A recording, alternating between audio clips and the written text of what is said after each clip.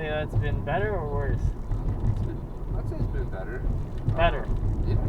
So you prefer coronavirus to no coronavirus? Yeah. Sometimes, I mean, I don't really party or do anything like that, so it didn't really affect me in that way. I don't know.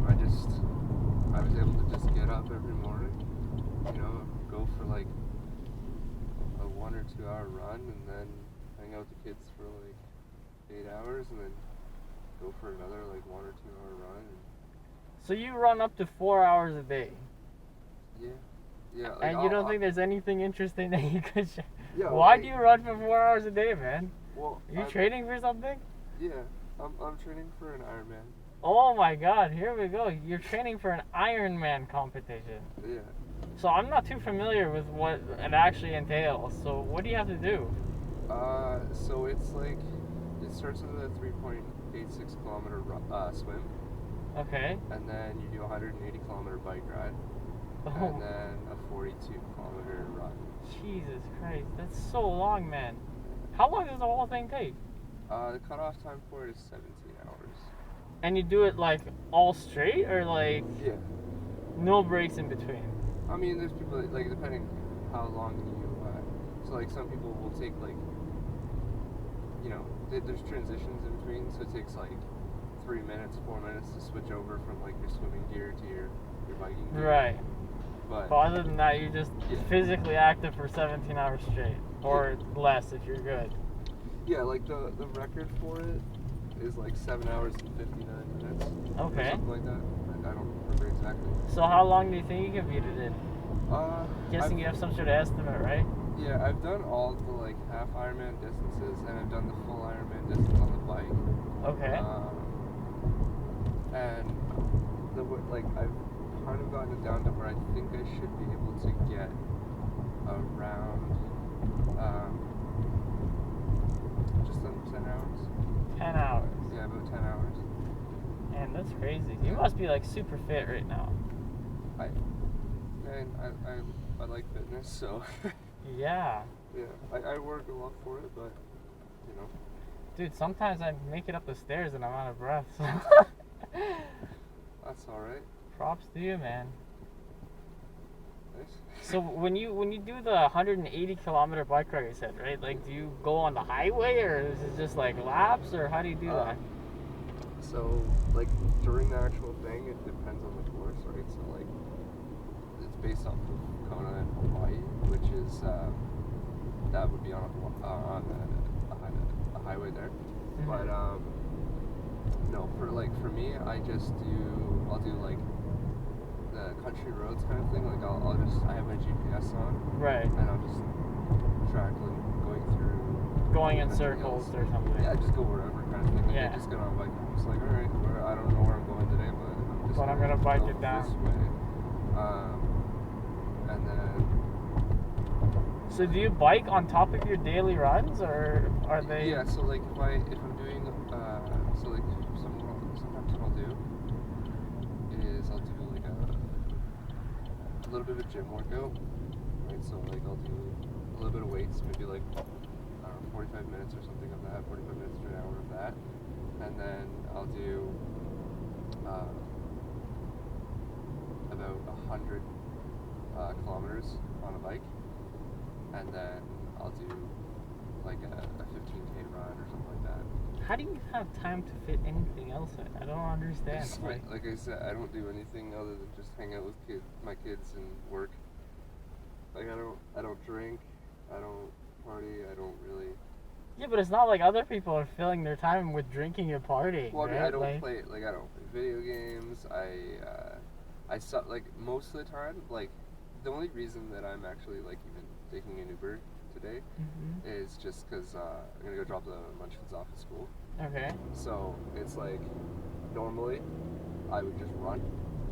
Right. Everywhere, so I run to work, right?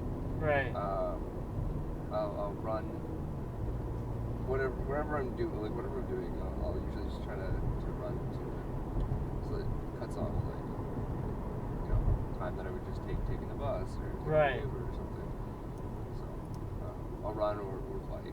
So sometimes. It's like a longer thing. That's pretty intense, man. So when is your competition? Like, Well, I was supposed to have a marathon in October, but they changed the event to like a virtual event, and I was like, no thanks. a virtual A virtual event. Ironman competition. No, for the a marathon, not the Ironman. Okay. Ironman is gonna be next year,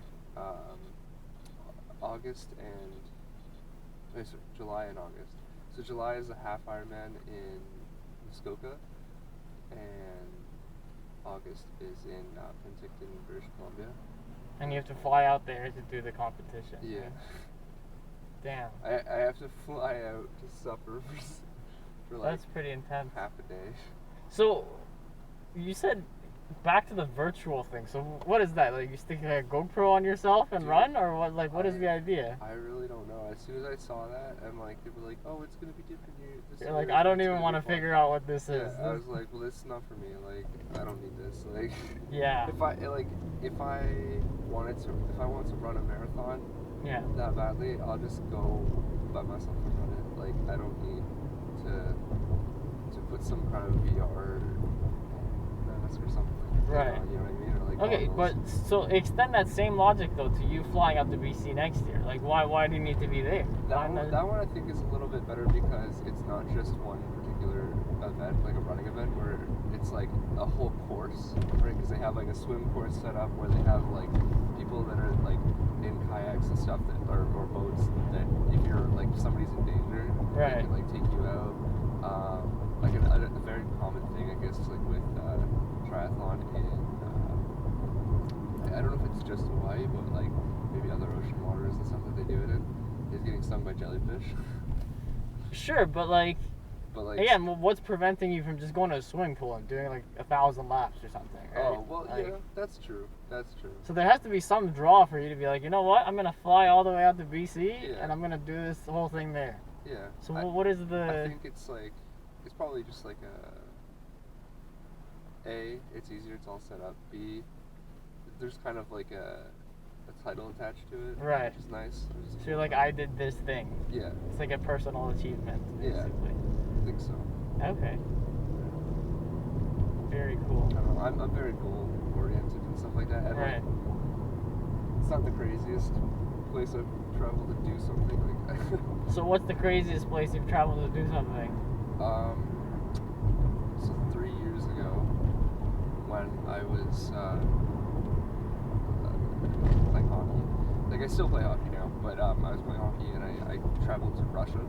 Yeah. I lived in Russia for a season and I played for a team there. Damn. So So you were like a pro hockey player. I was working on it. I was getting there. Okay. Well, if you're playing for a different country's team, like So I you're was, no longer just kidding around, right? Yeah. But yeah, I mean, so that was crazy. That was a nuts experience. But, I mean, So I've how- also traveled to, like, I went to Michigan and Illinois to play for teams there too. So one quick takeaway from living in Russia, since you only have a minute left, if any. I would say that whatever their government status is or whatever, like whatever's happening with their government, I really didn't care too much. Right. I would say the media has portrayed the people horribly. Right. Because these are like some of the most amazing people I've ever met in my life. They're so genuine, they're so respectful, they're so like they're willing to give you anything Right. as long as you are just a nice person. Solid. Yeah, they're not a bunch of drunk, crazy people. Well, thanks for sharing, man. No worries, man. Take care. Have a good day. You too. Good luck with your channel and stuff. Thank you. Bye bye.